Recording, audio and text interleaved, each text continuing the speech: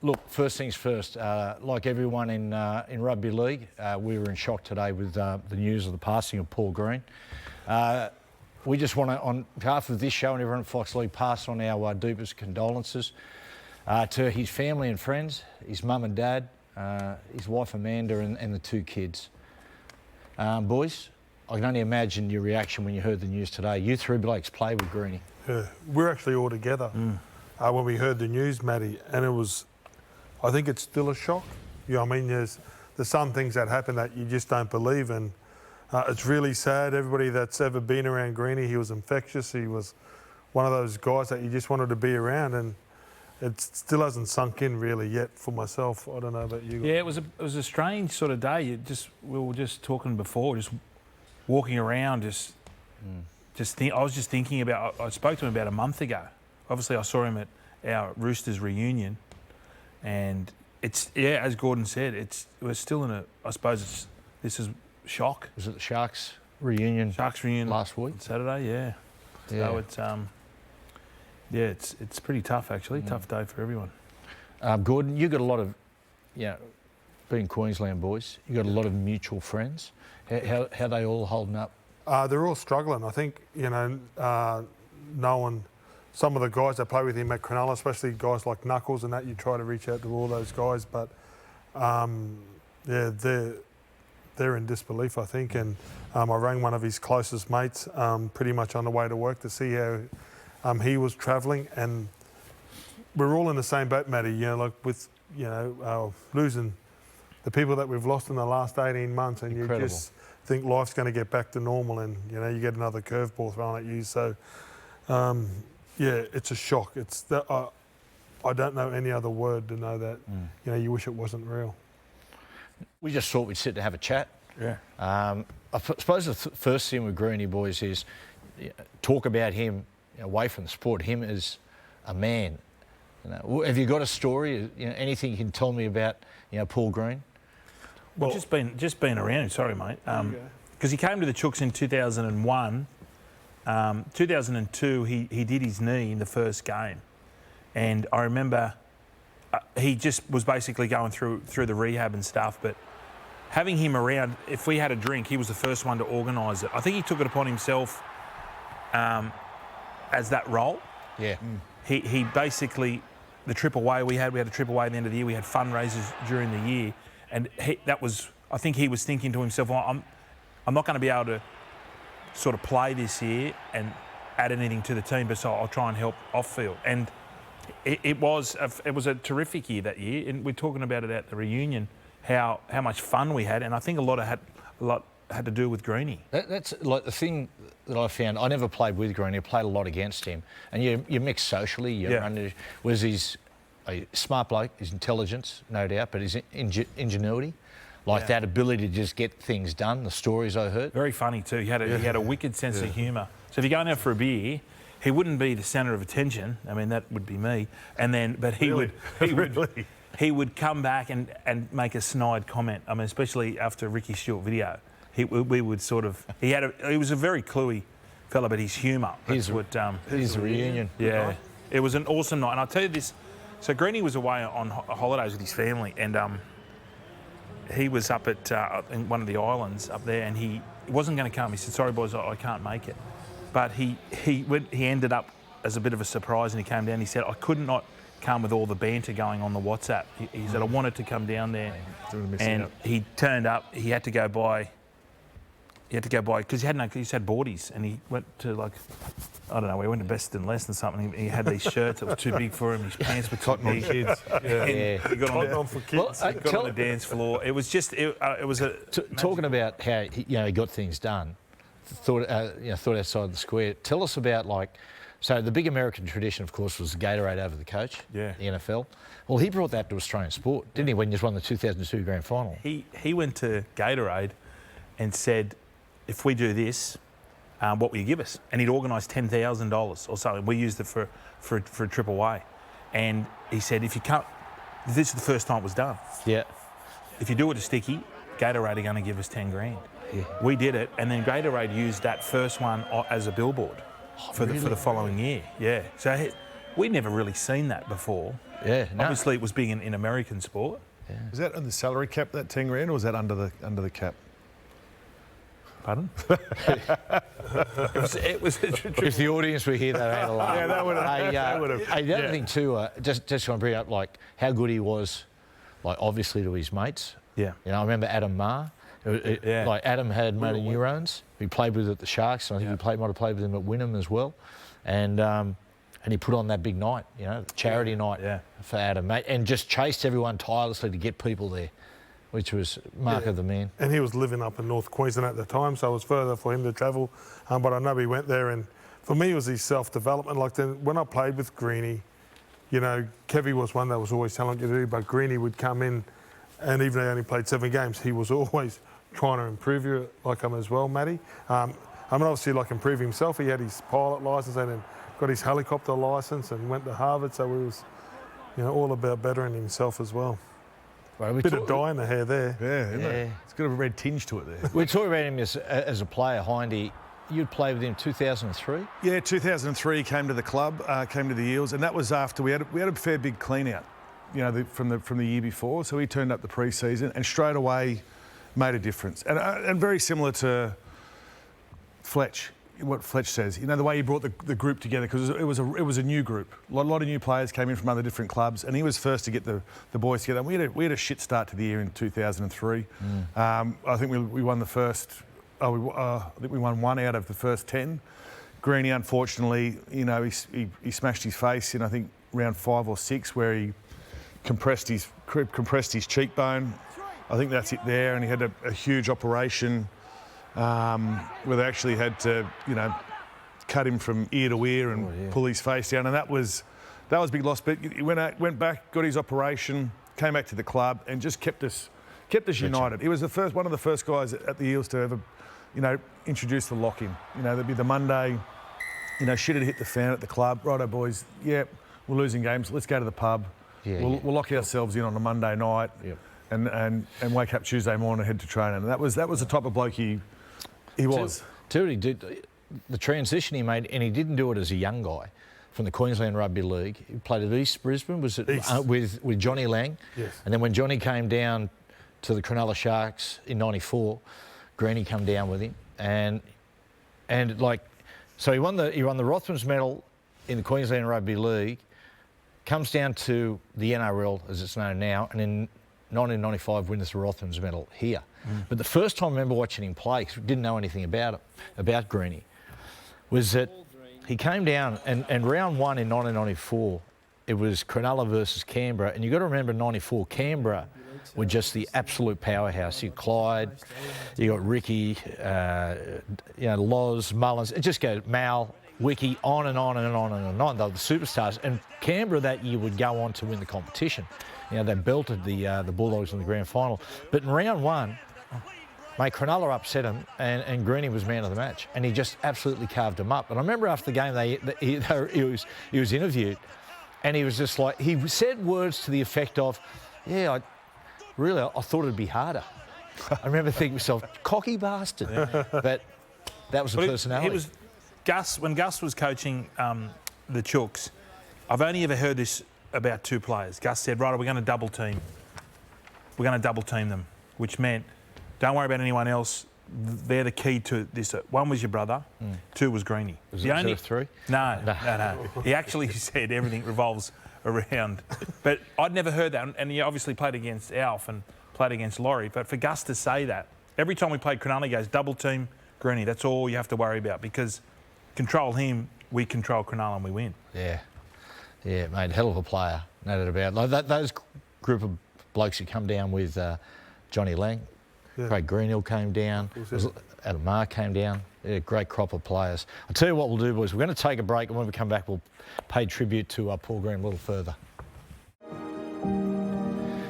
Yeah, welcome back to the show, and tonight in the Late Show we're going to pay tribute, or we are paying tribute to Paul Green, who passed away today. Great shock to the rugby league world, goes without saying. Boys, we spoke about him as a man, we've spoken about him as a player. He was a terrific player, and you had to have been a great coach to overshadow your playing career, and he did that. Before we talk about North Queensland, it's fair to say, just how you blokes were talking then about his role at different clubs, it's fair to say he probably did a fair bit of coaching when he was still a player. Yeah, well, certainly when he came to Brisbane, it was short term there, and even the rep games I played, he was always trying to make his game better by making you better as well. And Matty, even with his Queensland, because he coached, he grew up and he played at Wynnum, and that was his favourite club. And you know, he still was a member of the golf club down there. And he'd go down and play, but he went and won 2 grand finals for him. I think it was 11 and 12 in the Queensland Cup. Benny Eichen was the water boy. And then this is a game here. It's wet. It's not a night for the small fellas in the middle of the ruck. He played hooker that night for us. It's like it's a real good lesson, isn't it, for coaches? How like terrific player, smart obviously, but took his time getting to that head coaching position. Was an assistant, won 2 comps at Wynnum Manly, and then re-entered. We're back to the Roosters, who had big impact with Trent Robinson there when they with those good sides. He certainly helped those halves out. But it was interesting. I was reading an article today about how he said, the reason why I went back to Wynnum is because I wanted to see if I was any good under pressure. Yeah, right. And going back as a head coach, because he'd never been head coach. And I think the previous year, Gordy, previous couple of years, they didn't make the semi-finals. Well, they're playing the powerhouse there in Redcliffe, and Redcliffe are super strong. One thing about, I was never coached by him, but I played with him. He wasn't scared to tell you if you're not going great. Do you know what I mean? And that was what players appreciated. You know, sometimes you get a coach and they sort of try and play mind games, but Greeny just couldn't help it and just go, mate, you're not aiming up. He was the same as when you played with him. If you were playing beside him and you had a shit game, he would let you know after. Oh, mate, which is good. That's right. Oh, yeah, that's it. There's nothing worse having a coach where you don't get a run. They say, mate, you don't go really that's good. Right. Or you got blokes pissing in your pocket saying how good you're going. And you come off and you go, mate, you probably should have caught that, or you missed 3 tackles. That's they had to quick play the ball. And it got worse when he's on the drink too. Which was good. And Michael Morgan said that when he went to the Cowboys, he said, I thought I knew a lot about rugby league, but Paul Green educated me. Yeah. He goes, what he taught me helped me through my career. So, you know, like what he did for that region, North Queensland, because a lot of people don't understand. Like when the Cowboys come into the comp in 1995, mate, they struggled for a long time, and then they started to find improvement bit by bit. The semi-final side, but they made a grand final in 05, but they just couldn't find that next. It sounds like a little step, but it's a big step to win a competition. So Greeny goes there in 2014. Straight away, they win the Nines. Straight away. And mid-year, he makes some really crucial calls. He moves to calls that look obvious now. Puts Thurston from 6 into 7, puts Morgan to fullback, and makes Taumalolo a week-to-week starter. And you can see things start to happen there. And I reckon, I was thinking about this today. I reckon the mark of the man that came through his coaching was, do you remember it was a grand final qualifier, Roosters against North Queensland. And they come charging back North Queensland and got beat controversially 31-30 in a final. And everyone was saying they were robbed. Remember JT going nuts out in the field? Everyone to a man said they've been robbed. And they go into the press conference and he's sitting there, Greeny, and you imagine the press are going, here we go, it's going to be. And they said, mate, you're robbed. And he said, no, I reject that. We weren't robbed. He said, we started so slow we didn't deserve to win. Which I thought 90% of coaches would go in there and lap that up and say, yeah, we're robbed, you know. But I think he was used effect of, he said, no, you know, we didn't deserve to win that, and used that as a springboard into 2015. It's a good tactic, you know, and as I said before, amongst all that disappointment, to do that, it's pretty decent. Yeah, well, the 2015, it was just, that was phenomenal year. Well, no offence, Gordy, but I was going for North Queensland. I reckon part of Gordy probably was. Yeah, absolutely. It was a great night, you know, to go there and to watch North Queensland. And you know, Greeny, we were at Andrew Simons' funeral, and Crash Craddock told the story before. He started talking to Greeny, and he goes, the passion he spoke about the region, and he said, what are you most proud of? He goes, that stadium. was built because of this team. Yeah.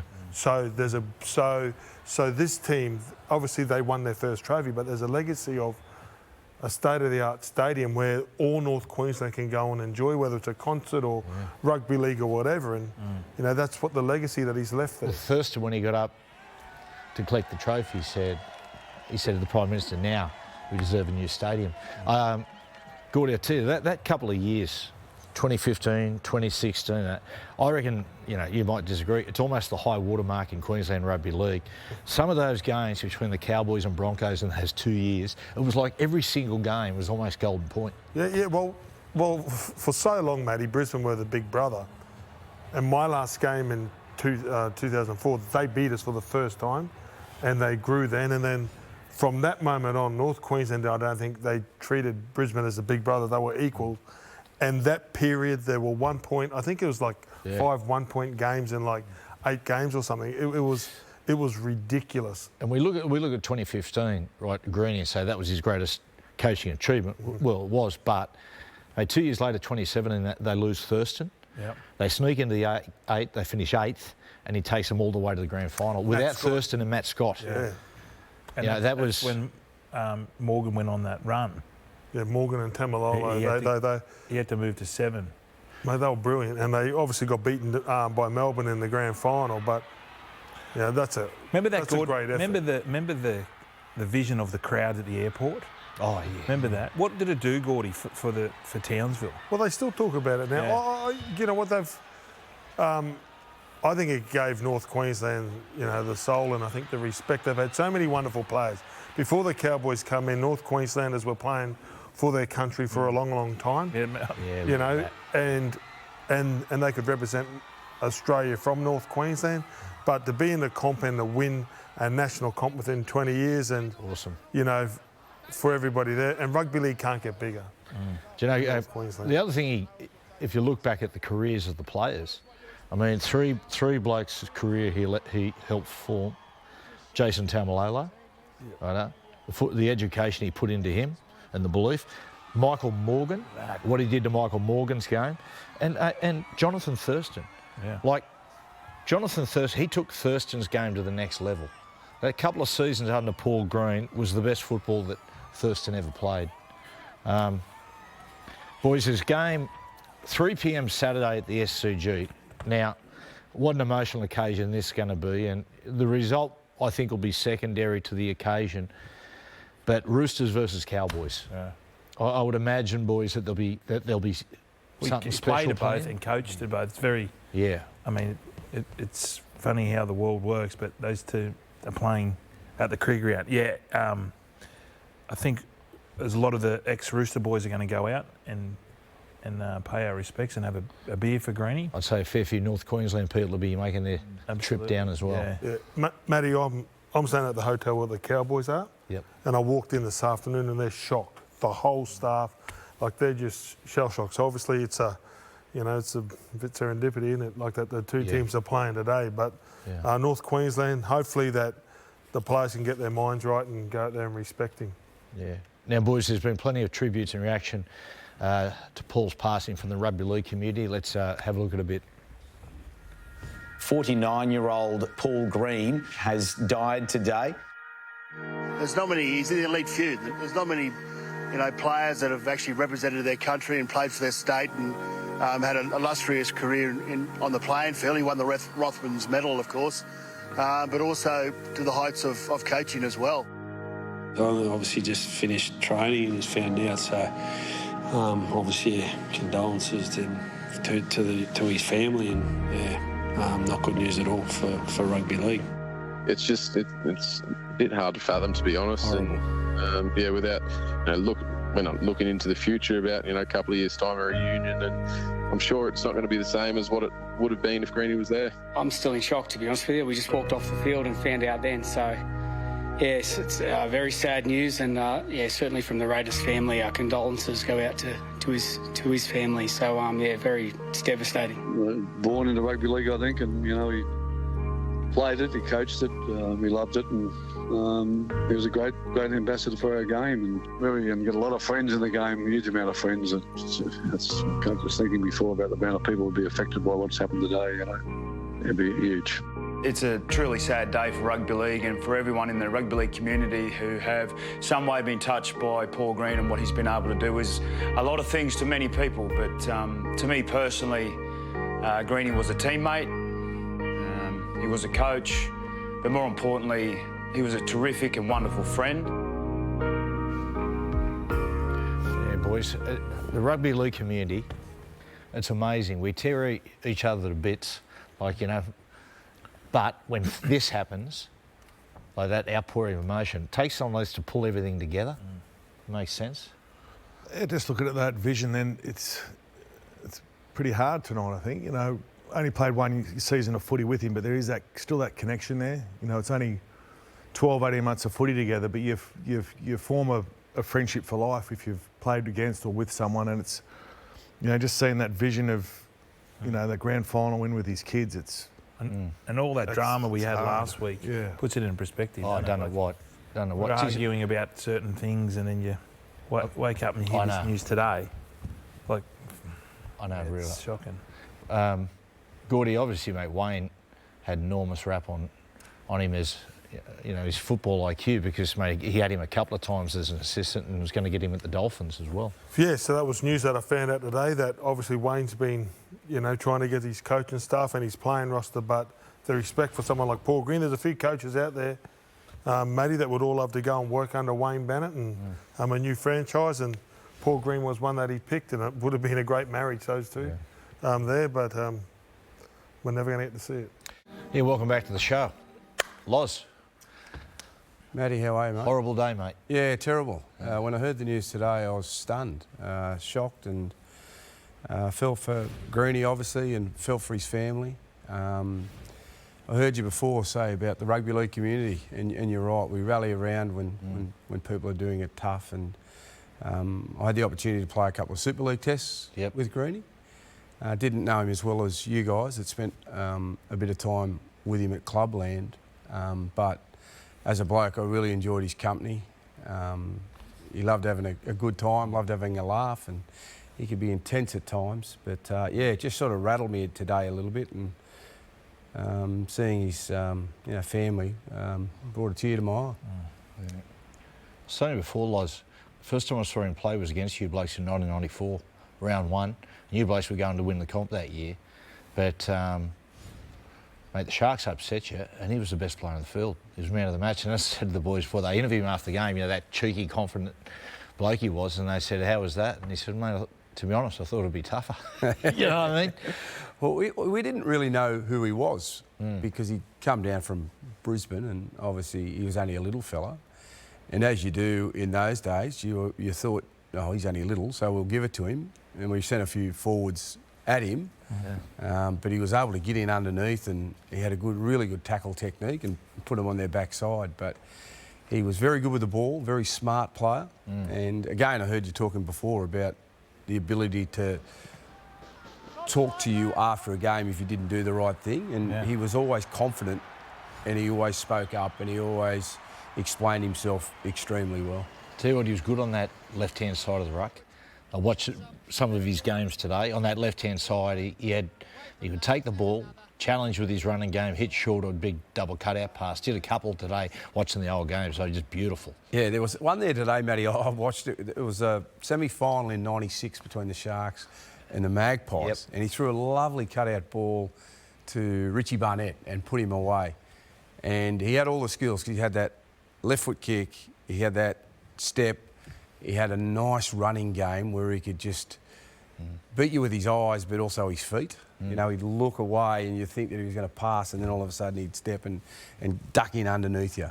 And you try and give it to those little blokes, but he was hard to get hold of. Did you have much to do with him as a coach, Loz? I ran into him a few times and was able to sit down with him and just sort of discuss, you know, the trends of games. And I also would ring him occasionally in regards to origin selection, just in terms of, you know, a guy like Jimmy Tamu, for instance. But he was a good character, Greenie, and as I said, I enjoyed his company. I didn't know him as well as you guys on the couch here, but every time, and that's the other thing about rugby league players.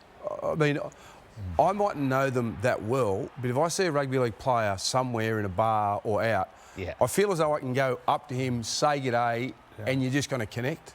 Yes. I don't know whether you guys... Yeah, absolutely. You see blokes... Yeah. Laurie, how hard is it? Because Greeny did it seamlessly, taking the player's hat off and going into coaching. Is that hard to do? Yeah, it is. I reckon it would be if you've played with guys. Yeah. If you've played with guys, it's very difficult to go from being their mate to being their mentor to being their coach. And they look up to you, and all of a sudden you have to be there as the guy that's instilling discipline, and also being the coach that delivers that tough news when they need to hear it. I think we've all played under coaches that sometimes they dilly-dally around things and they're not prepared to actually hit you between the eyes, and the best coaches are the ones that pull you into line. And you mightn't think it at the time, but they're helping you. They're there helping you, telling you what you're doing wrong. So it helps your performance, but it also helps your team.